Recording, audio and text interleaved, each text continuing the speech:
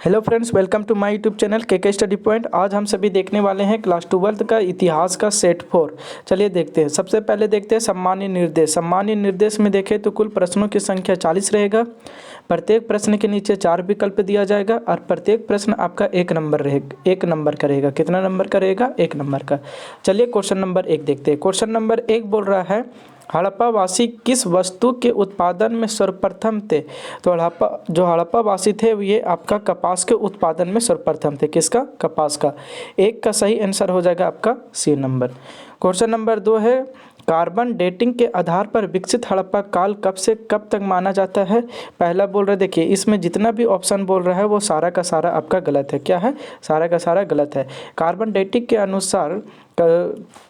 अनुसार हड़प्पा सभ्यता का जो कालक्रम है ये आपका हो जाता है 2350 बीसी से 1750 बीसी तक होता है। कितना होता है? 2350 बीसी से 1750 बीसी तक होता है हड़प्पा सभ्यता का कालक्रम। उसके बाद है आपका क्वेश्चन नंबर 3, सिंधु सभ्यता में गुजरात में बंदरगाह कौन सा था? तो इसका सही आंसर हो जाएगा आपका लोथल।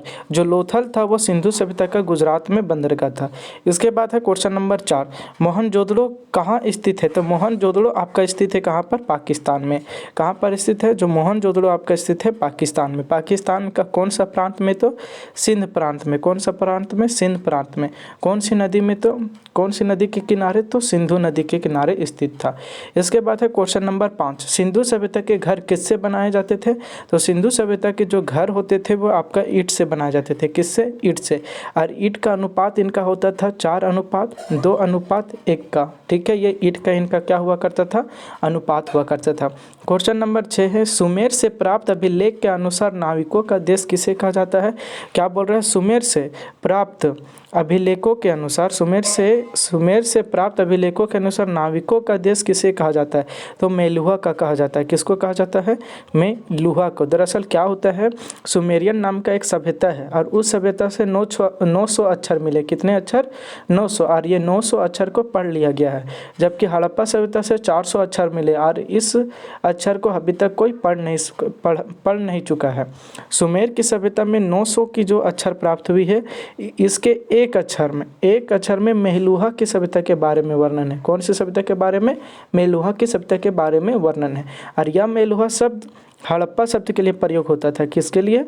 हड़प्पा शब्द के लिए प्रयोग किया जाता था उस समय। तो यहाँ से आप लोगों को पता चल गया कि जो सुमेर से प्राप्त अभिलेख है उसमें किसके बारे में बताया गया है? मेलुहा के बारे में। और मेलुहा किसके बारे में बोला जाता था? तो हड़प्पा के बारे में। चलिए क्वेश्चन नंबर 7 है आपके पास कि हड़प्पा सभ्यता की सबसे विशिष्ट पुरावस्तु क्या थे? तो सबसे विशिष्ट पुरावस्तु बोला जाए तो मोहर। इसका सही आंसर होगा मोहर। ठीक है, कोई मिट्टी की मूर्तियां भी बोल रहे हैं, लेकिन इसका सही आंसर हो जाएगा आपका मोहर। क्वेश्चन नंबर 8 है, शाक संवत का आरंभ किसने किया? तो शाक संवत का जो आरंभ किए थे वो आपका कनिष्क किए थे। कौन किए थे? कनिष्क। क्वेश्चन नंबर 8 का सही आंसर हो जाएगा ए नंबर। क्वेश्चन नंबर 9, निम्नलिखित में से भूमि अनुदान की प्रथा किसने आरंभ किया था? तो किसने आरंभ किया था? तो सातवाहन ने। कौन किए थे? सातवाहन ने। क्वेश्चन नंबर 9 का सही आंसर हो जाएगा B number, Satavahana. Question number 10 है, अरबों ने सिंध पर कब विजय प्राप्त किया था? तो अरबों ने सिंध पर विजय आपका प्राप्त किए थे 712 ईस्वी में। ठीक है, कौन किए थे? तो मोहम्मद बिन कासिम थे। इन्होंने ही 712 ईस्वी में अरबों ने भारत के सिंध के इलाके पर आक्रमण करके विजय प्राप्त किए थे। क्वेश्चन नंबर 11 है, ह्वेनसांग किसके दरबार में भारत आए थे? तो ये आए थे हर्षवर्धन के शासनकाल में। किनके शासनकाल में? तो हर्षवर्धन के शासनकाल में भारत आए थे।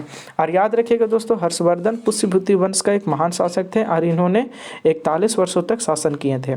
उसके बाद है क्वेश्चन नंबर 12, चंद्रगुप्त द्वितीय की पुत्री प्रभावती का विवाह किस वंश के राजा के साथ हुआ था? तो ये आपका हुआ था वाकटक से। किसका हुआ था? वाकटक से। क्वेश्चन नंबर 12 का सही आंसर हो जाएगा डी नंबर। क्वेश्चन नंबर 13 है, प्राचीन काल में सुदर्शन झील किस राज्य में था? तो किस राज्य में आपका स्थित है? तो इसका सही आंसर हो जाएगा आपका गुजरात। कौन सा राज्य में हो जाएगा दोस्तों? गुजरात में हो जाएगा। 13 का सही आंसर हो जाएगा आपका ए नंबर। इसके बाद है क्वेश्चन नंबर 14। क्वेश्चन नंबर 14 है माहिष्मती किस महाजनपद की राजधानी थी?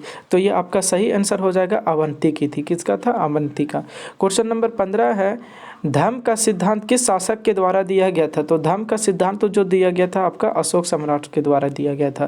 क्वेश्चन नंबर 16 है 5वीं शताब्दी में निर्मित देवगढ़ का मंदिर में किसकी मूर्ति थी? तो ये इसका सही आंसर हो जाएगा विष्णु की मूर्ति थी। किसकी थी?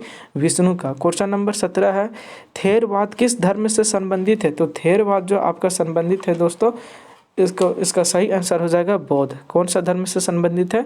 बौद्ध धर्म से। क्वेश्चन नंबर 18 है भिल्सा टॉप्स के लेखक कौन है? तो इनके लेखक है अलेक्जेंडर कनिंघम। कौन है? Alexander Cunningham. और अलेक्जेंडर कनिंघम को भारत का पुरातत्व का जनक भी बोला जाता है। क्वेश्चन नंबर 19 है बिहार का संबंध से है, यानी किससे है बिहार का संबंध?